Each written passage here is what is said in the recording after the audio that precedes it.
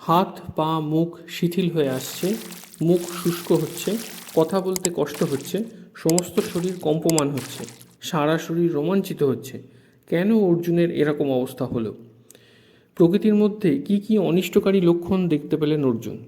কৃষ্ণ সম্বোধনটি গীতায় কতবার উল্লেখ করা হয়েছে?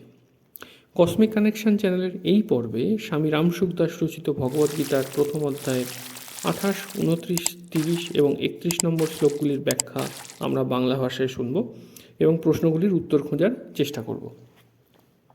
অর্জুন বললেন, হে কৃষ্ণ, যুদ্ধেচ্ছু এই আত্মীয় স্বজন দিগকে সম্মুখে উপস্থিত দেখে আমার শরীর অবসন্ন হচ্ছে, মুখ শুষ্ক হচ্ছে, শরীরে কম্প দিচ্ছে এবং রোমাঞ্চ হচ্ছে, হাত থেকে গান্ডীব ধ্বনি স্খলিত হয়ে যাচ্ছে এবং চর্মে জ্বালাবোধ হচ্ছে।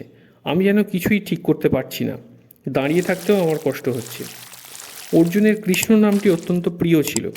গীতায় এই সম্বোধনটি 9 বার উল্লেখিত হয়েছে। ভগবান শ্রীকৃষ্ণকে উল্লেখ করতে অন্য কোনো সম্বোধন এতবার ব্যবহার হয়নি। তেমনি ভগবানেরও পার্থ নামটি অত্যন্ত প্রিয় ছিল। তাই নিজেদের মধ্যে কথোপকথনের সময় শ্রীকৃষ্ণ এবং অর্জুন এই নামগুলি ব্যবহার করতেন। এই কথা লোকপ্রসিদ্ধও ছিল। সেই জন্য সঞ্জয় গীতার শেষে কৃষ্ণ এবং পার্থ নামের উল্লেখ করেছেন। ধৃতরাষ্ট্র প্রথমে বলেছিলেন সমবেতা যুজুৎসব, এবং অর্জুনও এখানে বলেছেন যুজুৎসুং সমুপস্থিতম। কিন্তু দুজনের দৃষ্টিতে অনেক পার্থক্য আছে। ধৃতরাষ্ট্রের চোখে দুর্যোধন আদি তার পুত্র এবং যুধিষ্ঠির আদি পাণ্ডুর পুত্র, এরূপ বিভেদ ছিল। সেই জন্য ধৃতরাষ্ট্র সেই স্থানে মামকা এবং পাণ্ডবা বলেছেন। কিন্তু অর্জুনের চোখে সেই বিভেদ ছিল না। তাই অর্জুন এখানে স্বজনম বলেছেন, যাতে দুপক্ষের লোকেদেরকেই বোঝায়। এর অর্থ হলো এই যে ধৃতরাষ্ট্রের মনে যুদ্ধে পুত্রদের নিহত হওয়ার আশঙ্কা ছিল, শোকও ছিল। কিন্তু অর্জুনের সেই দুপক্ষের আত্মীয়গণেরই বধ হওয়ার আশঙ্কায় শোক ছিল। এই দুপক্ষের যে কেউ হত হোক না কেন, তিনি তো আমারই আত্মীয়।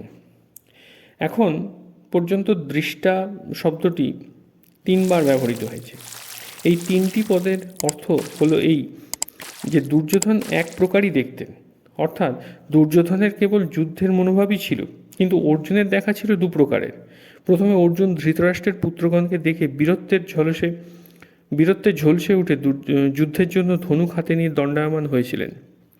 আর এখন আত্মীয় স্বজনদের দেখে মোহাবিষ্ট হয়ে যুদ্ধ থেকে বিরত হয়েছিলেন।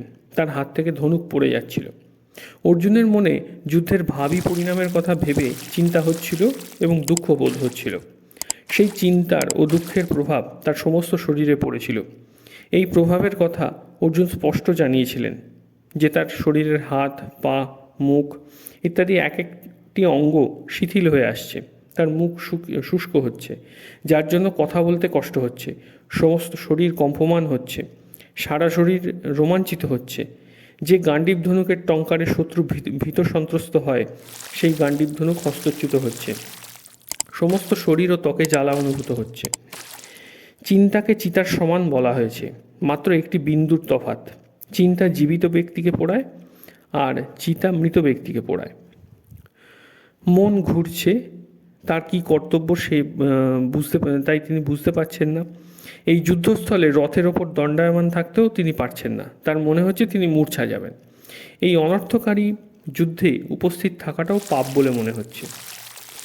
এই শ্লোকে নিজ শরীরের অষ্টচিহ্নের বর্ণনা করে অর্জুন ভাবী পরিণামসূচক অশুভ লক্ষণাদির জন্য যুদ্ধ করা অনুচিত বলে মনে করছেন। হে কেশব, আমি লক্ষণগুলিও সব বিপরীত দেখতে পাচ্ছি এবং যুদ্ধে আত্মীয় স্বজনদের বধ করার শ্রেয় কিছু দেখতে পাচ্ছি না। হে কেশব, লক্ষণগুলি যত লক্ষণ আছে সেগুলি কোনো ভালো বা মন্দ ঘটনার নিমিত্ত হয় না, অর্থাৎ সেগুলির দ্বারা কোনো ঘটনার সৃষ্ট হয় না, বরং ভাবী ঘটনার পূর্বাভাস দেয়। লক্ষণ প্রকাশক প্রাণীও বাস্তবে লক্ষণগুলির চেষ্টার দ্বারা বোঝায় না, আপনা হতেই সেগুলি পরিলক্ষিত হয়। আমি লক্ষণগুলিও দেখছি বিপরীত।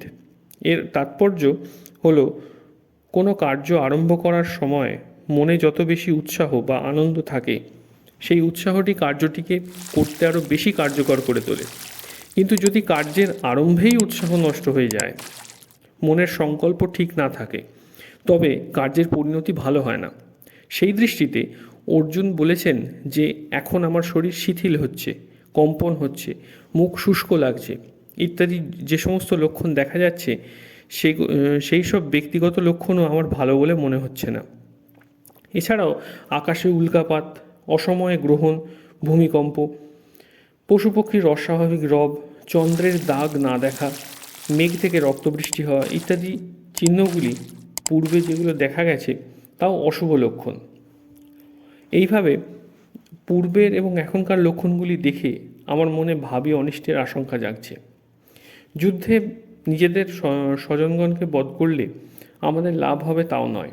যুদ্ধের পরিণামে ইহলোক বা পরলোক কোনোটিতেই আমাদের হিতকারক বলে মনে হচ্ছে না, কারণ যে নিজ কুলকে ধ্বংস করে সে অত্যন্ত পাপী।